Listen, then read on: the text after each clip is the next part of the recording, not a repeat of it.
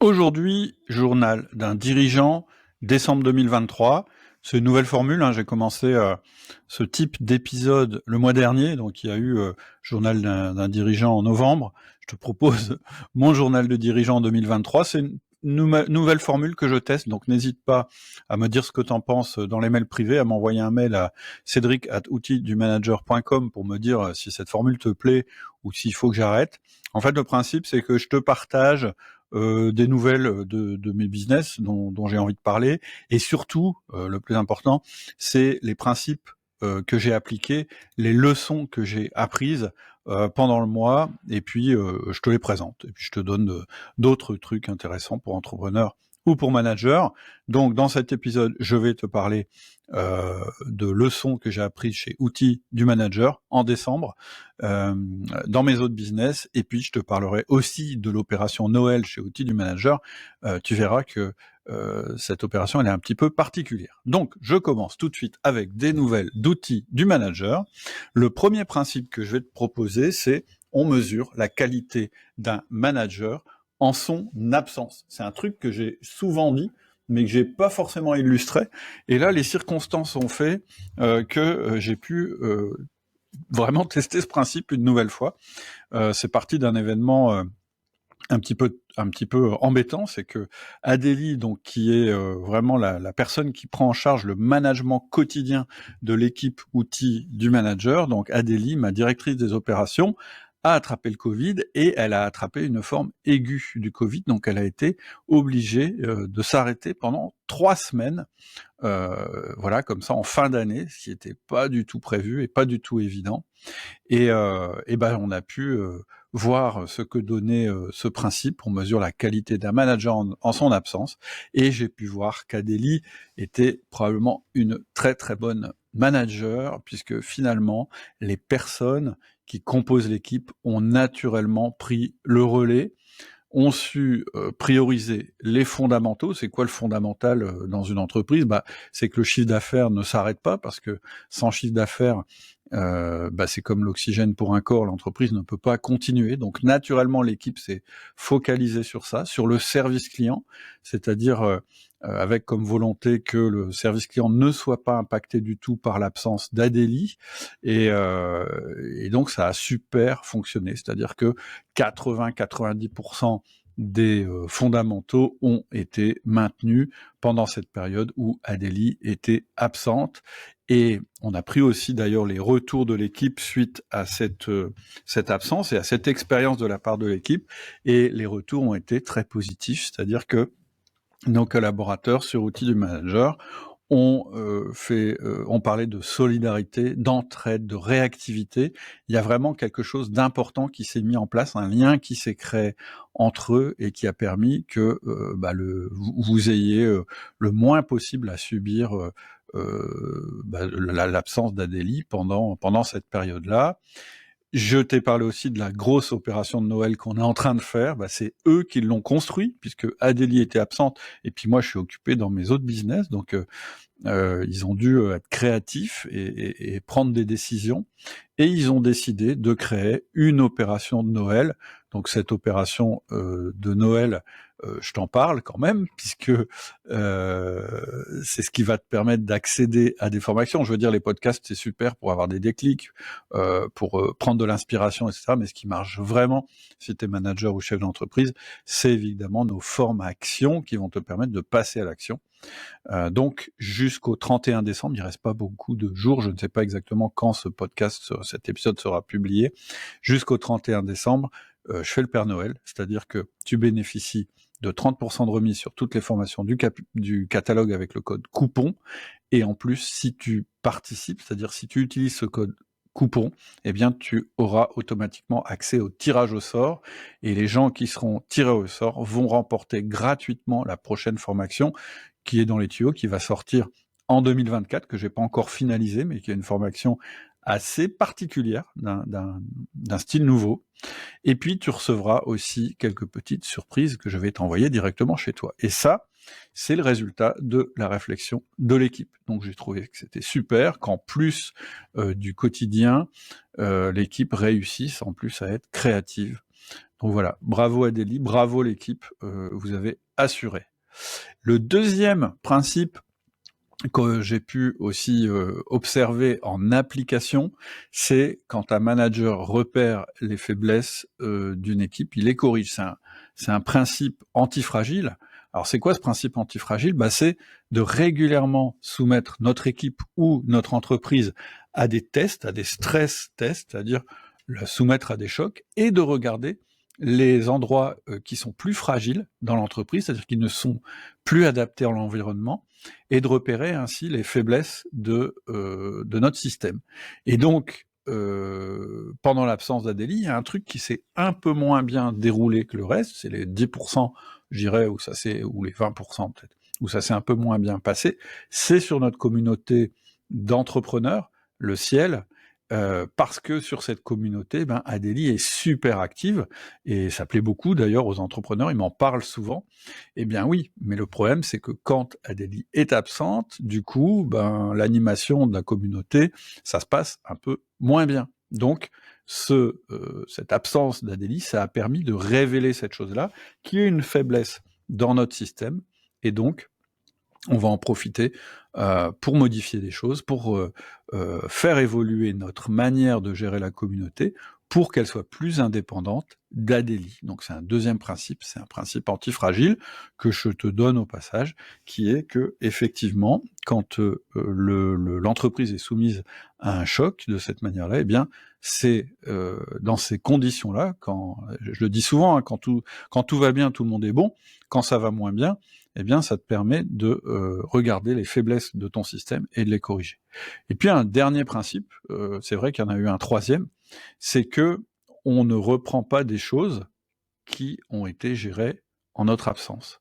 C'est-à-dire qu'Adélie, elle a vu que comme elle était absente, certaines personnes ont pris des responsabilités, ont fait des choses qui n'étaient pas forcément initialement dans leur mission et dans leur fiche de fonction, et elles se sont super bien débrouillées, ces personnes, en prenant ces initiatives-là, et donc le principe d'Adélie, ça va être de ne surtout pas reprendre des choses qui ont été bien gérées en son absence. C'est une manière de déléguer, c'est pas la seule manière de déléguer, mais c'est une manière qui fonctionne très très bien. D'ailleurs, on a une des personnes de l'équipe qui lui a dit non mais en fait je veux pas prendre ta place, et Adélie a dit si sur cet aspect-là, vraiment vas-y, si tu te sens capable de faire ces choses-là, eh bien oui, tu vas prendre ma place, et c'est comme ça que on délègue. Donc ces trois principes, ces trois manières je dirais de tirer parti d'une absence, que ce soit une maladie, que ce soit des congés, ou que ce soit un déplacement. Je te conseille de voir les choses de cette manière-là, à travers ces trois principes. Donc ça, c'est le premier fait marquant pour moi de ce mois de décembre.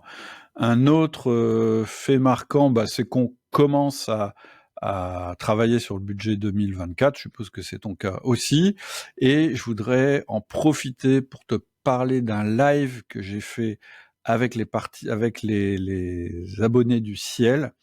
On a travaillé, on a fait des exercices sur la manière de construire un budget antifragile. C'est quelque chose, moi, que j'applique depuis un moment dans mes entreprises, mais dont j'ai jamais parlé, sauf peut-être dans la formation LEL, l'entrepreneur libéré, et dont je voudrais te parler rapidement. En fait, je dirais la manière classique de faire un budget dans une entreprise, moi je viens du contrôle de gestion de la finance, eh bien c'est de prendre l'existence, c'est-à-dire de prendre ce qui s'est passé dans l'année en cours et puis l'année d'avant, et puis d'essayer de le projeter sur l'année suivante. C'est en général la manière de faire. Donc tu prends ton chiffre d'affaires, plus ou moins détaillé, par produit, par secteur, par je sais pas quoi, et tu essayes de le projeter en disant bon les tendances l'année prochaine ça va être plutôt ça, plutôt ça, plutôt ça. Et puis donc tu fais ça avec le chiffre d'affaires. Après évidemment en concertation avec tes équipes, puis après tu fais ça avec la marge, tu fais ça avec les frais généraux, et puis du coup tu peux projeter ton excédent brut d'exploitation, et on va dire que tes objectifs pour l'équipe vont être basés sur cette manière de faire le budget. C'est la manière classique. Et c'est une manière qui est, je dirais, dans la continuité du business. Moi, j'appelle ça la méthode bassine. C'est un petit peu de dire, bah voilà, on a une bassine, dedans il y a notre activité, représentée par le niveau d'eau. Selon les tendances, on va avoir plus ou moins d'évaporation. Selon notre capacité à retenir le business ou les clients, on aura plus ou moins de trous dans la bassine. Et donc, ce qu'on va essayer, c'est d'éviter l'érosion et de remplir la bassine pour, grosso modo, préserver le chiffre d'affaires ou le faire progresser à peu près à la vitesse du marché sur lequel on opère. C'est vraiment une version très conservatrice du budget et c'est ce qui est le plus pratiqué. Et donc, moi, ce que j'ai proposé aux adhérents du Ciel, c'est d'avoir une approche antifragile de ce budget. Alors, pour savoir ce que c'est que l'antifragilité, je ne vais pas te donner la définition ici, parce que j'ai déjà fait un podcast là-dessus qui s'appelle, je sais plus, antifragile. Enfin, tu peux faire la recherche dans les épisodes, des épisodes où il y a le mot antifragile, et à chaque fois, je pense que je donne une définition de ce principe de fonctionnement dans une entreprise. Mais en gros, l'antifragilité, ça veut dire profiter des chocs pour renforcer l'entreprise en permanence, plutôt que d'essayer de tout prévoir. Et donc, dans la panoplie de ce que propose Nassim Taleb, qui est je dirais le père de l'antifragilité, il y a le principe des haltères. Alors, c'est quoi le principe des haltères ? Ça vient de quand il était trader boursier, et il avait prouvé que plutôt que d'avoir un portefeuille d'actions, d'obligations, en tout cas de véhicules financiers qui avaient un gain espéré moyen et un risque moyen, il était plus efficace d'avoir d'un côté du curseur des actifs, ceux en plus grand nombre, sur des supports peu risqués, mais qui généraient peu de gains, genre tu mets 80% de tes actifs dans des choses où tu espères avoir 2-3% de croissance, mais où tu n'as aucune chance de perdre les 90% ou les 80% de tes actifs. Et à l'autre extrême, tu as des actifs extrêmement risqués qui vont être en même temps les actifs qui risquent de doubler, de tripler, de quadrupler. C'est-à-dire que là, tu joues qui tout double, en gros, soit tu perds tout, soit tu multiplies par 2 ou par 10 ou par 20. Et ça, tu ne le fais qu'avec une partie de ton portefeuille, celle que tu peux te permettre de perdre. Et donc, il avait prouvé que ce genre de portefeuille, sur le long terme, rapportait plus que le portefeuille équilibré et moyen. Et en fait, quand je t'ai parlé du budget de type bassine, en fait, on a fait un truc plutôt moyen.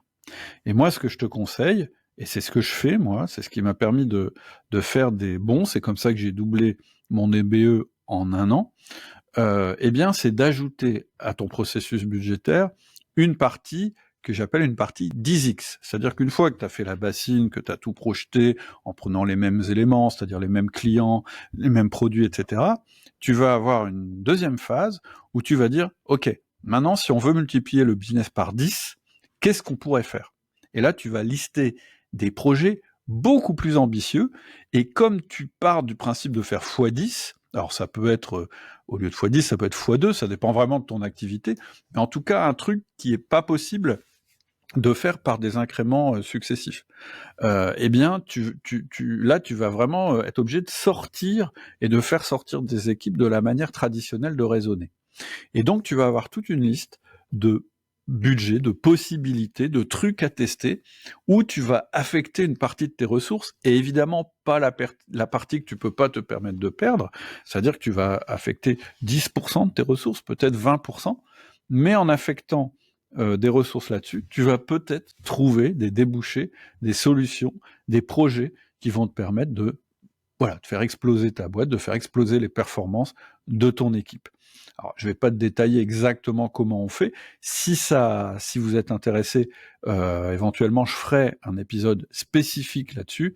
Demandez-le-moi sur les mails privés en faisant un mail à cédric@outildumanager.com. Mais en tout cas, c'est comme ça désormais qu'on fait les budgets. C'est à la fois plus efficace et à la fois plus passionnant, parce que juste projeter ce qu'on a fait l'année dernière en mettant des incréments, c'est un tout petit peu chiant, quoi. Donc c'est sympa d'essayer de faire quelque chose de, je dirais, de plus ambitieux et surtout de plus marrant à faire.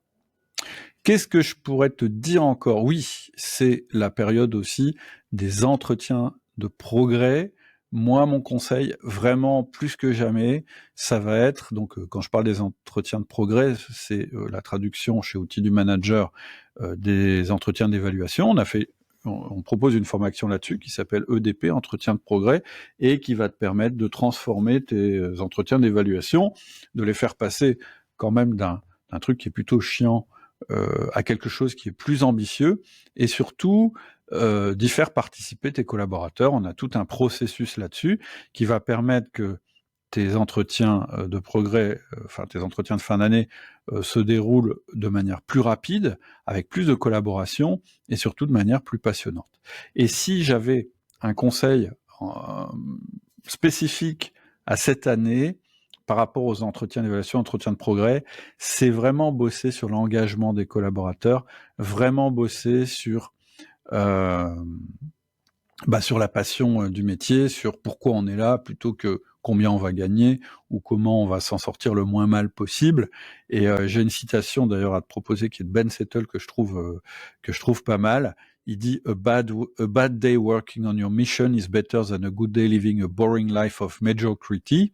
C'est-à-dire que un mauvais jour à travailler sur ta mission est mieux qu'un bon jour à vivre une vie médiocre. Et qu'est-ce qu'il veut dire par là? Que oui, c'est vrai, choisir un métier par passion, par engagement, etc., ça veut dire que oui, faut travailler peut-être en s'engageant plus, c'est peut-être plus difficile, mais c'est beaucoup plus excitant que d'avoir un métier où il se passe jamais rien, qui certes est peut-être mieux au niveau matériel, etc., mais qui va pas te donner une vie aussi passionnante. Et je pense que c'est vraiment important avec tes collaborateurs d'essayer le plus possible de mettre du sens, de la passion, du développement dans ce que vous faites, parce que le grand mal actuel de nos entreprises, c'est le manque d'engagement des collaborateurs. D'ailleurs, alors, on est en audio, donc c'est pas évident, mais il y a une vidéo que j'ai découverte là il y a pas longtemps en faisant une formation sur les conférences, et la personne qui proposait la formation nous montrait cet extrait. Alors c'est la finale d'un 400 mètres féminin. Alors je ne sais pas si j'ai les références ici, mais je vais te mettre le morceau audio. Ce que je te conseille, c'est d'écouter les commentateurs sportifs, c'est-à-dire les journalistes qui commentaient cette course. Tu vas voir que franchement, les filles, elles partaient pas gagnantes, et elles étaient vraiment pas aidées par les journalistes. C'est-à-dire que quand on entend ces mots-là, faut vraiment de la motivation pour réussir malgré tout. Et tu vas voir au fur et à mesure de la course l'évolution.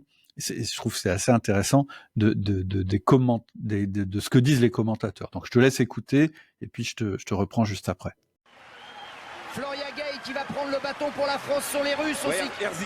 Zikova qui vient attaquer la Russe, là ils ont fini fort, les Russes et les Ukrainiennes. La France est quatrième, il y a du trafic, elle a perdu un peu de temps, Florian, ça va être dur. Ça va être très dur parce que le podium est dessiné là-bas. Ouais, c'est les trois favoris devant. Ouais, et il n'y aura pas de podium pour le 4x4 français parce que là on revient pas. Alors que Floria donne tout ce qu'elle a, mais malheureusement ce sera pas suffisant. Ah, ça revient fort, elle revient fort. Ouais, mais... La Britannique est en train de craquer. Alors peut-être. La Britannique est en train de craquer, Patrick. Allez. Je pense que ça va être juste, mais elle va tout donner quand même. La Britannique a temporisé. Elle est en train de relancer. Elle va passer les Russes. C'est monstrueux. C'est monstrueux. Quelle ligne droite. Magnifique. Elles sont championnes d'Europe. Elles sont championnes d'Europe. C'est énorme. J'ai jamais vu ça. Non. Patrick. Je n'ai jamais vu ça. C'est extraordinaire. Mais extraordinaire.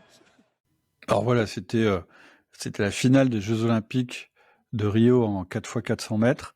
Et voilà, je veux dire, essaye de ne pas être comme ces commentateurs, essaye d'être plus motivant dans ton discours. Moi, j'ai transmis cette vidéo à mes équipes parce que justement sur une de mes autres entreprises, là je parle pas d'outils de manager, on avait quand même eu un très gros creux d'activité Et voilà, ça a été compliqué et elles ont remonté mes équipes ont remonté le truc en fin d'année. Voilà, et ça m'a fait penser à quand j'ai vu cette vidéo, ça m'a fait penser à l'effort final qu'elles ont fait. Et voilà, je trouve que c'est pas toujours notre culture en France que de mettre en avant justement le fait de réussir dans l'adversité. On est un peu trop défaitiste, je trouve, d'une manière générale. Un autre exemple, tu vois, c'est on parle des Jeux Olympiques qui vont arriver dans notre pays et on est déjà en train de dire mais il faut un plan B parce que ça va pas marcher. Bon, ça c'est super français. Je dis pas qu'il faut pas un plan B, évidemment qu'il faut un plan B, mais je veux dire c'est pas l'important. L'important, c'est comment on en fait un événement formidable. Et je pense que voilà, dans nos entreprises, c'est pareil, on a vraiment besoin de cette attitude. Voilà, moi je dis oui, l'économie en ce moment, elle est pas du tout favorable. Je suis allé d'ailleurs écouter en conférence Marc Touati. Je sais pas si tu vois qui c'est un économiste que j'aime beaucoup, qui est très réaliste. D'ailleurs, lui n'est pas forcément toujours très positif par rapport à la France. Et voilà, son discours, c'était assez horrible pour la France, en disant que on serait probablement en récession l'année prochaine et que de toute façon l'économie elle allait être par terre probablement au moins jusqu'à la mi 2024, voire toute l'année 2024.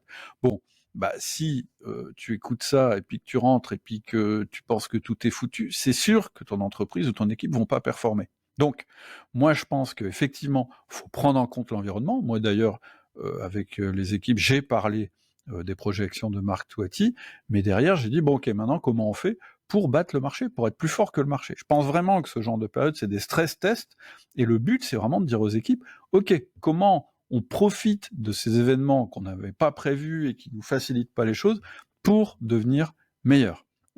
Voilà, je pense que vraiment c'est un discours à avoir, mais aussi une participation et une confiance à avoir en nos équipes pour voir ce qu'elles peuvent proposer justement pour battre le marché. Voilà.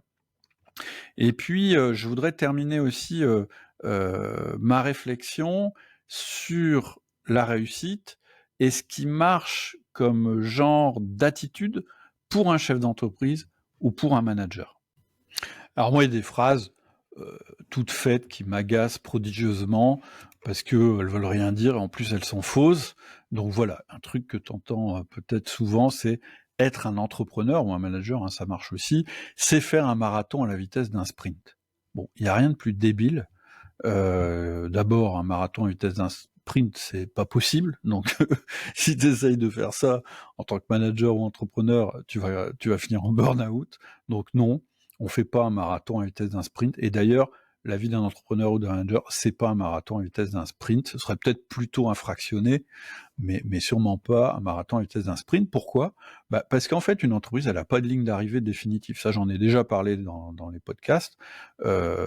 On joue une partie infinie. On peut pas comparer la gestion d'une entreprise ou d'une équipe à, je dirais, une partie de foot où il y a une fin. Une entreprise, ça n'a pas de fin. Le but d'une entreprise, c'est d'être toujours vivante demain. Et donc, effectivement, elle a des échéances. Donc là, on peut dire oui, de temps en temps, il faut faire des sprints. Là, par exemple, pour nous, en fin d'année, c'était important qu'on se remotive et puis qu'on se mette à fond pour bien finir l'année. Mais voilà, tout le monde peut pas être à fond en permanence. Par contre, on joue un petit peu comme s'il faut faire des comparaisons avec le sport, comme un peloton, c'est-à-dire que de temps en temps, il y en a qui sont en première ligne, et puis quand ils sont fatigués, d'autres prennent le relais, etc., etc. Voilà. Bon, voilà, je pense que voilà, l'analogie marathon-sprint pour un chef d'entreprise, je trouve qu'elle marche pas bien. Par contre, pour moi, la formule la plus efficace, c'est une détermination extrême, couplée à une flexibilité extrême quant aux moyens et au temps. Donc, qu'est-ce que ça veut dire ? Ça veut dire que je pense que si tu es leader, si tu es chef d'entreprise, il faut être le plus déterminé possible, ça c'est sûr, c'est-à-dire avoir une idée très claire de vers quoi tu vas, mais en même temps d'être le plus patient possible et flexible sur les moyens d'y arriver. Pourquoi je dis ça ? Parce que c'est ce qui va te permettre déjà de tenir le coup, parce que et surtout de savoir avec exactitude quel est le bon moment pour agir? En fait, le bon moment pour agir, on le connaît pas. On sait, on sent où on veut aller, mais les conditions sont pas toujours favorables. Je te donne un exemple personnel.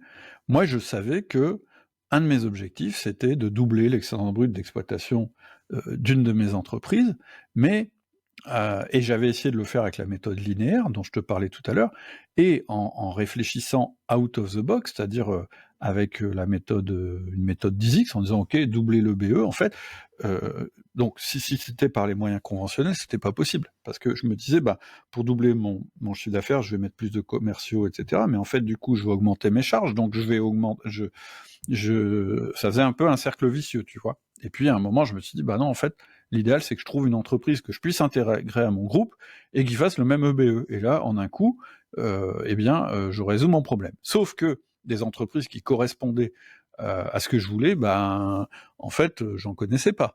Donc, je savais quel était mon objectif, je savais juste pas quand je déclencherais le truc. Et ça te donne une espèce de sérénité, de savoir déjà où tu veux aller, mais juste de pas te fixer une échéance fixe. Donc, comment on se prépare à ça? Alors la première chose, c'est que je pense que il faut se remettre toutes les semaines, et c'est un petit exercice à faire en début de semaine, se remettre en tête ce sur quoi on est absolument déterminé. Par exemple, multiplier mon chiffre d'affaires par 10, multiplier mon OBE par 2, devenir le leader sur tel domaine, trouver une diversification dans tel domaine. Il faut que tu aies peu d'objectifs, mais que sur ces objectifs, tu sois absolument déterminé. Franchement, ça marche mieux que n'importe quelle méthode. Par contre, je pense qu'il n'est pas inutile de se fixer une date absolument exacte sur cet objectif majeur. Pourquoi?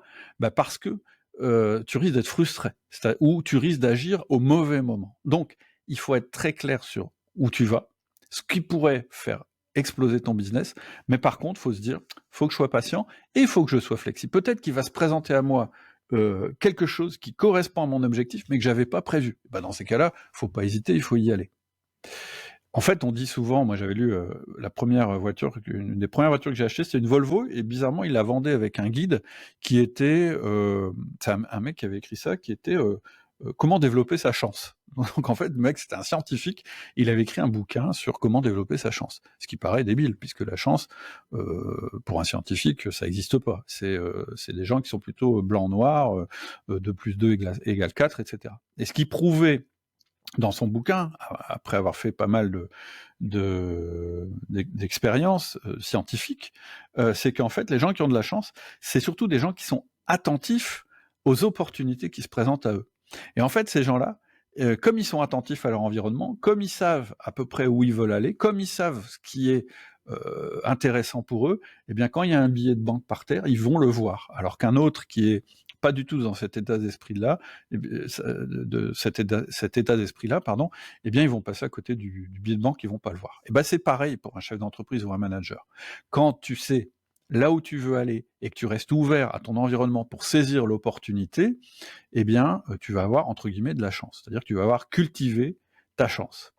Et donc, ce qui va être plus malin, plutôt que de fixer une date exacte à cet objectif, ça va être de faire aussi une autre chose sur ton agenda, c'est de le passer au crible de cet objectif et de regarder dans ta semaine, dans ce qui est prévu dans ta semaine, ce qui contribue à cet objectif ou ce qui ne contribue pas à cet objectif. Et donc d'éliminer tout ce qui ne contribue pas directement à cet objectif. Parce que ce qu'on a tendance à faire quand on a un objectif mais qu'on ne peut pas le réaliser, c'est à remplir nos journées de plein de petites actions sans valeur ajoutée et sans rapport avec cet objectif, et qui vont en fait nous en détourner. Alors que moi je pense qu'il faut laisser du temps pour faire de l'exploration et pour réfléchir aux moyens. Donc en résumé, il faut que tu saches clairement vers quoi tu veux orienter ton équipe, ton entreprise, etc. L'espèce d'objectif majeur que tu t'es fixé, ou les quelques objectifs majeurs que tu t'es fixé, 3 maximum, de ne pas fixer de date à ces objectifs, de regarder ton agenda pour ne pas le remplir de choses qui ne contribuent pas à cet objectif, et de rester attentif aux opportunités qui se présentent, faire des explorations, etc. Alors tu vas me dire, ouais, mais le management dans tout ça. Eh bien, le management, il faut faire attention justement que ce soit pas quelque chose qui remplisse ton agenda parce que tu n'avais pas autre chose à faire. Moi, tu sais que je suis pour un système de management très très efficace. J'ai fait un mail récemment là-dessus où je dis que le management, ça doit te prendre 10% de ton temps et ça doit être très très organisé, mais c'est 10% de ton temps. Je pense que si tu prends plus de 10% de ton temps en management, il y a quelque chose qui va pas. Après, les causes, elles peuvent être multiples. Tu peux me poser la question, tu me dis comment tu manages, et si ça prend plus de 10% de ton temps, je te dirai comment modifier ton management. Et ces 10%, ils vont être très intenses avec tes collaborateurs, d'autant plus intenses que tu sais quels objectifs tu recherches. Mais en tout cas, si tu laisses le management envahir toutes tes journées, eh bien, justement, tu vas perdre de vue tes objectifs. Et d'ailleurs, ma méthode d'organisation, SOR, système d'organisation réaliste, elle prévoit que tu puisses garder jusqu'à 50% de ton temps non programmé, justement pour saisir ces opportunités, pour garder du temps pour l'exploration, garder du temps pour les opportunités. Et donc, quand tu vas ajouter des choses à ton planning qui n'étaient pas prévues, eh bien, ce sont forcément des choses qui doivent servir ta détermination, ce que tu t'es fixé, et pas autre chose. Si tu es impatient, parce que moi je l'ai vu plein de fois chez des chefs d'entreprise ou des managers, parce que on aime bien qu'il y ait de l'action, on aime bien avancer vite, on aime bien prendre des décisions, etc. Si tes objectifs sont pas clairs, en fait, tu vas gravir la mauvaise échelle et tu vas te rendre compte, une fois en haut de cette échelle, qu'en fait, t'as pas pris la bonne échelle. Voilà. Donc, mon conseil, c'est ça. Une grande détermination, mais aussi une flexibilité extrême sur le moment d'agir et sur les manières d'agir. Si tu veux qu'on en discute plus, je suis à ta disposition à travers les mails privés. Ce que je voulais dire aussi, c'est que mes outils sont que des outils. Si tu les mets au service du mauvais objectif, ça sert à rien. Voilà, je crois qu'on a fait à peu près le tour de ce que j'avais envie de te dire, puis des leçons que j'avais appliquées ou que mes équipes avaient appliquées ou des principes que j'avais mis en œuvre en décembre. J'espère que ça t'a plu. N'hésite pas à commenter, me dire si tu veux plus ou moins de ces choses-là. Pour l'instant, moi j'ai prévu de faire des journaux de bord une fois par mois. Et puis après, si tu veux vraiment toutes mes réflexions au fur et à mesure, le meilleur moyen, c'est de t'abonner au mail privé.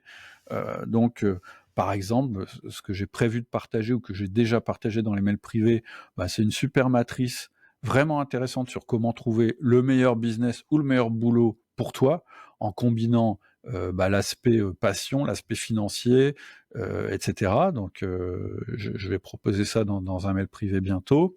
Pourquoi et surtout comment je fais pour ne pas consacrer plus de 10% de mon management, ça c'est un mail privé que j'ai fait il y a pas très longtemps, sur lequel on a pas mal discuté. Pourquoi on peut avoir l'impression d'être en burn-out, mais en fait de pas l'être du tout, et ce qu'il faut faire dans ce cas-là, c'était un des mails privés. Voilà, moi régulièrement, je publie mes réflexions. Souvent c'est des trucs que j'ai expérimentés, quelquefois c'est des trucs des déclics que j'ai eus, et ça passe dans les mails privés. C'est des petits mails que j'envoie plusieurs fois par semaine, donc n'hésite pas à t'abonner aux mails privés, c'est gratuit.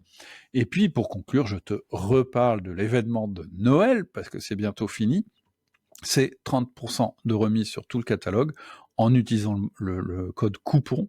Si tu sais pas comment ça marche, ou si tu sais pas quelle formation choisir, tu me fais un mail à cédric@outils-du-manager et on t'aiguillera le mieux possible. Et en plus, si tu commandes d'ici la fin de l'année, tu vas être parmi ceux qui vont participer au tirage au sort, et 10 personnes vont être sélectionnées. Elles auront automatiquement et gratuitement accès à ma prochaine formation, qui est une formation assez perso sur le développement de la liberté, ça j'avais jamais fait. Et en plus, pour ces 10 personnes-là, je réserve des cadeaux, ce sera une surprise, que j'enverrai à leur domicile. Voilà, je te souhaite une formidable fin d'année, et puis je te donne rendez-vous l'année prochaine, plein d'énergie, plein de projets, et puis on continuera à discuter ensemble de management. À bientôt.